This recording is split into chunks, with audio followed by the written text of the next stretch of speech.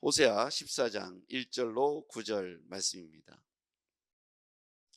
호세아 14장 1절부터 9절까지 말씀을 교독하겠습니다. 이스라엘아, 내 하나님 여호와께로 돌아오라. 내가 불의함으로 말미암아 엎드러졌느니라. 너는 말씀을 가지고 여호와께로 돌아와서 아뢰기를, 모든 불의를 제거하시고 선한 바를 받으소서. 우리가 수송아지를 대신하여 입술의 열매를 주께 드리리이다. 우리가 아수르의 구원을 의지하지 아니하며 말을 타지 아니하며 다시는 우리 손으로 만든 것을 향하여 너희는 우리의 신이라 하지 아니하오리니, 이는 고아가 주로 말미암아 긍휼을 얻음이니이다 할지니라. 내가 그들의 반역을 고치고 기쁘게 그들을 사랑하리니 나의 진노가 그에게서 떠났음이니라.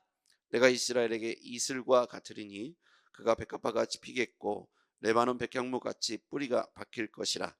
그의 가지는 퍼지며 그의 아름다움은 감람나무와 같고 그의 향기는 레바논 백향목 같으리니 그 그늘 아래에 거주하는 자가 돌아올지라.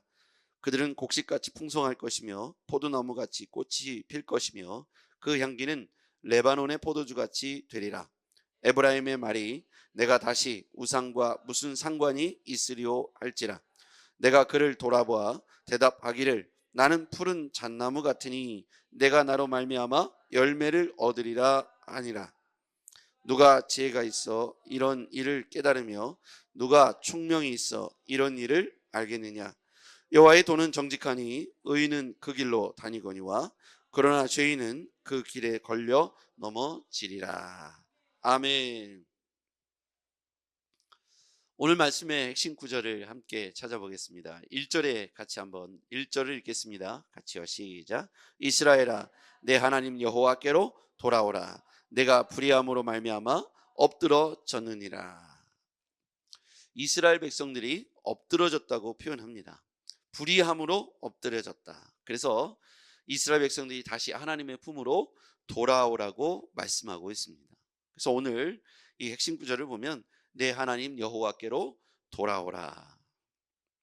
그것이 되겠습니다. 내 하나님 여호와께로 돌아오라. 불의함으로 엎드러지는 것이 하나님의 뜻이지 않기 때문이죠.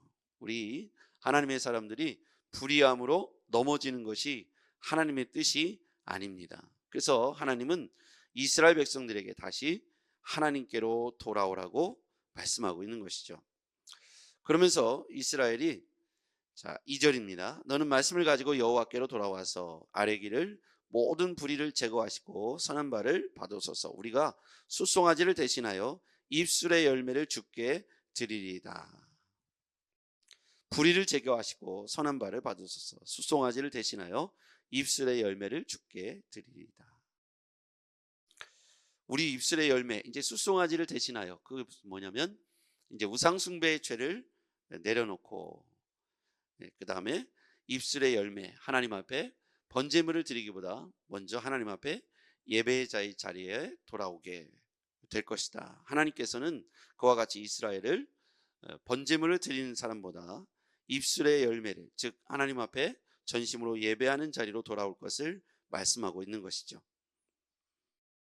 그러면서 3절, 우리가 아수르의 구원을 의지하지 아니하며 말을 타지 아니하며 다시는 우리 손으로 만든 것을 향하여 너희는 우리 신이라 하지 아니하오리니. 이게 우상숭배죠. 우리 손으로 만든 것, 우리의 신, 이건 우상이죠. 부어 만든 우상, 깎아 만든 우상을 만들어 놓고 우리의 신입니다. 구원을 의지하고. 그러니까 아수르의 구원을 의지하지 않는다는 건 아수르가 당시에 군사적 강대국이어서 하나님을 의지하는 것보다 옆에 나라 아수르를 의지했던 이스라엘이 회개하고 하나님을 더욱 의지하고, 그 다음에 우리가 손으로 만든 것을 향하여 우리 신이라 하지 아니하며, 즉 하나님께서 하나님이 우리가 이제 우상 숭배의 죄를 뉘우치고 회개하고 다시 하나님 앞에 회개하면서 다시 돌아오게 될 것이다. 이스라엘이 내 하나님 여호와께로 돌아오라. 말씀을 가지고 여호와께로 돌아와라. 오늘 이 말씀을 설명하고 있는 것이죠. 이제는 아수르의 구원을 의지하지 않고 또 손으로 만든 것을 우리의 신이라 하지 않고, 그러면서 주로 말미암아 긍휼을 얻음이니이다. 그래서 이스라엘이 회개하고 전능하신 하나님께로 다시 돌아오게 되는 것을 말씀하고 있습니다. 자, 이렇게 하나님께로 돌아온 이스라엘이 어떤 복을 얻게 될까요? 2절 5절 이하에 보면요. 내가 이스라엘에게 이슬과 같으리니. 이슬과 같다. 이슬은 뭐냐면 생명을 주는 물이죠. 이슬이 맺혀서 이스라엘 백성들에게 다시금 열매를 맺을 수 있는 식물이 이슬을 머금어서 조금씩 자라나는 것을 의미하죠. 이스라엘에게 이슬과 같을 것이다. 하나님께서 다시 생명의 물로 임할 것이다.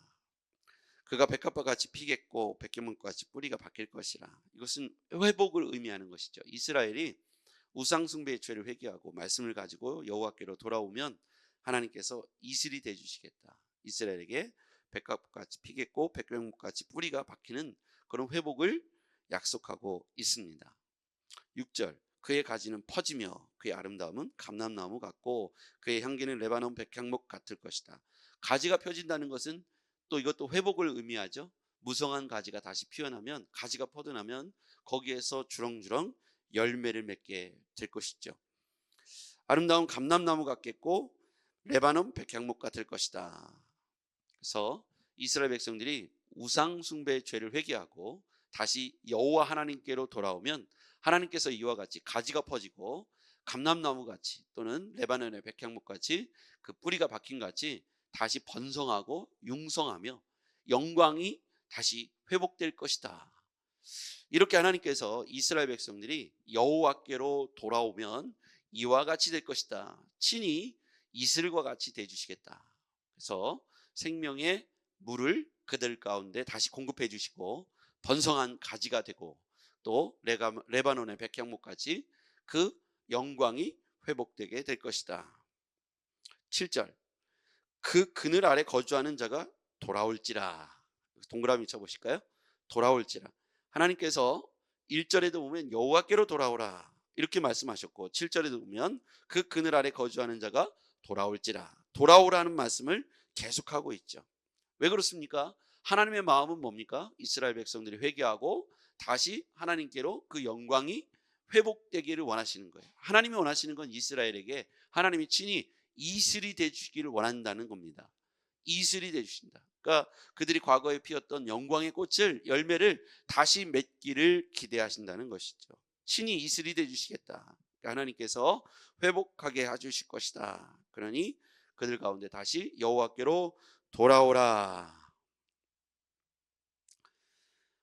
그들은 7절 이하에 보면요. 그들은 곡식같이 풍성할 것이며 포도나무같이 꽃이 필 것이며 그 향기는 레바논 포도주같이 되리라. 우리가 듣기만 해도 얼마나 기분이 좋아집니까? 그렇죠? 은혜가 회복되고 영광이 회복되는 이스라엘의 모습을 보게 됩니다. 전제는 여호와께로 돌아왔을 때이죠. 그렇죠? 8절 에브라임의 말이 내가 다시 우상과 무슨 상관이 있으리요 할지라. 그렇게 말하라는 거예요. 이제 다시 우상을 섬기지 않겠습니다. 그런 결단을 하라는 의미지요. 내가 그를 돌아보아 대답하기를 나는 푸른 잣나무 같으니 내가 나로 말미암아 열매를 얻으리라. 이게 하나님의 마음입니다. 하나님께서 이스라엘 백성들이 여호와께로 말씀을 가지고 다시 돌아와서 아수르의 구원을 의지하지 아니하고 우상 숭배, 더 이상 우리가 손으로 만든 것을 우리의 신이라 하지 아니하고 하나님께로 돌아오면 나는 친히 너희들에게 아침의 이슬과 같이 될 것이다. 그래서 백합과 같이 꽃이 피겠고 백향목같이 그 풍성하게 뿌리가 바뀔 것이며 그의 가지는 퍼질 것이다. 아름다운 감람나무 같겠고 향기가 레바논 백향목 같을 것이다. 돌아오기만 하라. 그러면 풍성하게 꽃이 다시 필 것이다. 열매를 얻게 될 것이다. 9절 이하에 보면 누가 지혜가 있어 이런 일을 깨달으며 누가 총명이 있어 이런 일을 알겠느냐. 여호와의 도는 정직하니 의인은 그 길로 다니거니와 그러나 죄인은 그 길에 걸려 넘어지리라. 그러니까 의인과 죄인을 극명하게 나누는데 의인은 어떻게 됩니까? 그 길로 다닌다고 했고 죄인은요, 악인은 그 길에 걸려 넘어지게 될 것이다. 이게 공평과 정의입니다. 다시요. 9절의 말씀이 공평과 정의예요. 공평과 정의는 뭐냐면 모두 다 잘 되는 게 공평한 게 아닙니다. 공평과 정의는 악인은 넘어지게 되겠고 의인은 그 길을 걸어 다니며 그 길로 다니거니와 열매를 맺는 것이 공평과 정의입니다. 그래서 우리는 하나님의 공평과 정의에 따라서 의인의 길에 서야 될 줄 믿습니다. 우리가 하나님 앞에서 열매를 맺기 원한다면, 아침의 이슬과 같은 하나님의 생명의 양식을 얻기 원한다면 하나님께로 돌아가야 합니다. 하나님께서 왜 이스라엘 백성을 자꾸 돌아와라 돌아와라, 말씀을 가지고 여호와께로 돌아와라 이렇게 말씀하실까요? 마치 이런 거죠. 아이가 좀 이렇게 깨닫지 못하고 방황하고 흔들리고 아주 그 심한 사춘기를 앓고 방황하면서 부모 말을 듣지 않고 이렇게 오랜 시간 부모의 속을 썩입니다. 그럼 부모는 어떤 마음이 들까요? 아이가 속히 깨닫고 철들어서 돌아오기를 원하지 않을까요? 부모의 마음은 이 아이가 잘못됐으면 좋겠다, 이 아이가 나쁘게 됐으면 좋겠다, 이 길로 쭉 빠져서 이대로 이 아이가 저주를 받았으면 좋겠다, 이런 부모가 어디 있겠습니까? 안타까워서 속히 깨닫고 철들어서 돌아오기를 바라는 거죠. 우리는 이제 아이들을 키우고 주변에 많은 사람들을 보다 보니까 그렇게 방황하고 그렇게 질풍노도의 시기를 겪지만, 언젠가 이 시기가 지나가면 또 철이 들어서 이 아이가 뭔가 어른스러워지고 자기의 역할을 하고 바라는 바 원하는 바 삶을 살아갈 것이다, 이런 기대감이 있습니다. 엊그제 이제 우리 어머니가 낳은 큰 아들이 이제 그 회갑이 있었어요. 그래서 이제 가족끼리 모여 식사를 하는데 아들 자랑을 하는 거예요, 제 옆에서. 우리 아이가, 저기 있는 제 아이가 그렇게 애가 속을 썩이더니 요즘은 철들어 가지고 스스로 자격증 공부도 하고 열심히 직장 다니고 열심히 대학도 들어가고, 세상에 이 아이가 달라졌다고. 그 얘를 볼 때마다 마음이 뿌듯하고 마음이 너무 기쁘다고 이런 말을 하는 거예요. 진심으로 이렇게 기뻐하더라고요. 그 아이를 보면서 제가 그래서 그 이제 제 조카죠. 걔를 보면서 너 철들었다며? 그랬더니 네, 요즘 철들었습니다, 그러는 거예요. 제가 오늘 이 본문을 묵상하면서 그 생각이 딱 드는 거예요. 하나님 보실 때 철 좀 들어라 이스라엘아, 이러는 거예요.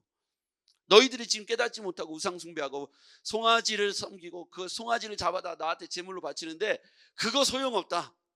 너희들이 회개하고 돌아와서 입술로 고백하고 여호와 하나님이 나의 참 하나님이십니다, 이렇게 말하는 게 내가 원하는 거지, 송아지를 잡아온들 우상 숭배 죄에 빠져있는 너희들로 인하여 내가 기뻐하겠느냐? 제발 철들어서 다시 나의 백성으로 돌아오라, 말씀을 가지고 돌아오라, 이렇게 외치시는 간절한 아버지의 마음이 느껴진다는 거예요. 철 좀 들어서 속히 돌아오라. 네가 나한테 돈을 벌어왔다고 자랑하는데 우상 숭배하면서 벌어온 돈은 내가 기쁘지도 않다. 내가 너희들에게 언제 돈 벌어오라고 했느냐? 그런 거죠. 그렇지 않을까요? 그렇게 자식이 속을 썩이다가 생일날 뭘 사갖고 왔다고 해서 기특하구나 이런 마음이 들지 않잖아요. 너나 잘하세요, 그런 마음이 속으로 들지 않겠습니까? 평소에 잘하는 게 네가 효도하는 거지, 뭐 오늘 이렇게 생일날이라고 케이크 사왔다고 내가 기뻐할 것 같으냐, 이런 말씀인 거예요. 여러분, 우리가 하나님께로 속히 돌아가되 하나님은 어떤 마음이냐면 준비하고 계신 거예요. 내가 너희들에게 뭐가 돼주겠다? 이슬이 돼주겠다. 너희들이 철들어서 여호와께로 말씀 가지고 돌아오기만 하면 친히 내가 이슬이 돼주어서 너희들의 열매가 맺혀지게 될 것이다. 가지는 퍼지게 될 것이고 레바논의 백향목처럼 그 향기가 날 것이고, 가장 존귀하고 좋은 것들을 다 갖다 놓으신 거예요. 여기다가 너희들이 철들어서 돌아오기만 하면 이렇게 해주려고 내가 다 준비하고 있어. 속히 돌아오라. 그러니까 하나님이 이스라엘을 미워하는 게 아니에요. 하나님을 사랑하는데 이스라엘이 죄를 자꾸만 범하니까 하나님께서 안타까우니까 막 하는 거죠. 근데 이게 철이 없어가지고 우리 아버지가 아수르에 있는 것처럼 아수르에 가서 하나님을 섬기고 하나님 앞에 회개해야 되는데 아수르 이웃나라 강대국에 가서 거기를 섬기고 구원이라고 거기를 도와달라고 조공을 바치고 하니, 하나님 보실 때는 번지수가 잘못돼도 한참 잘못된 거죠. 하나님을 의지하고 하나님을 두려워해야 되는데 아수르라는 나라를 두려워하고 구원이 거기 있다고 생각하니까 하나님 보실 때 얼마나 안타까웠겠습니까? 우리가 다시 하나님께로 돌아와야 합니다. 그래서 내년에 이제 2025년 우리가 이제 뭐 어떤 일을 결단하고 새롭게 출발할 때는 이제 해가 바뀔 때가 딱 좋은 기회잖아요.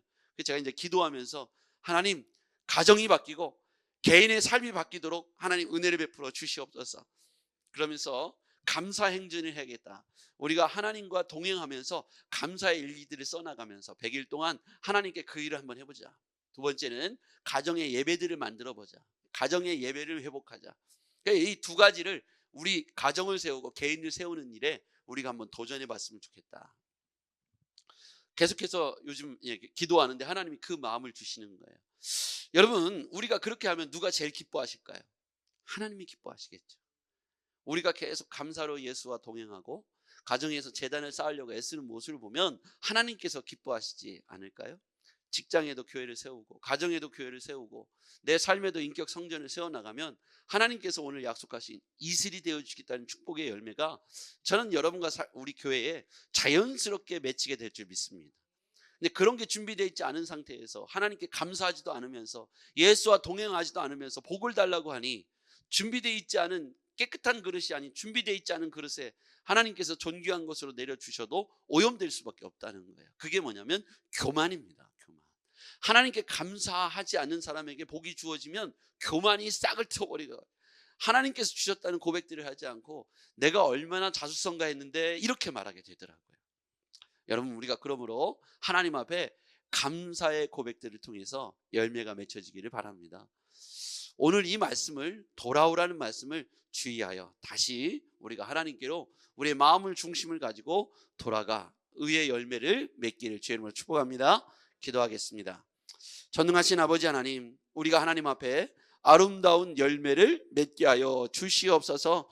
특별히 하나님께서 이스라엘에게 말씀 가지고 주께로 돌아오라고 말씀하셨습니다. 이스라엘이 다시 돌아오게 하여 주신 것 같이 하나님, 우리 교회 안에 귀한 일꾼들, 자녀들이 돌아오게 하여 주시옵소서. 우리의 아버지 하나님, 믿음을 중단한 우리 이웃과 친구들이 다시 주께로 돌아오게 하여 주시옵소서. 하나님, 말씀과 은혜의 자리로 모든 성도들이 돌아오게 하여 주시옵소서. 예수님의 이름으로 기도하옵나이다. 아멘.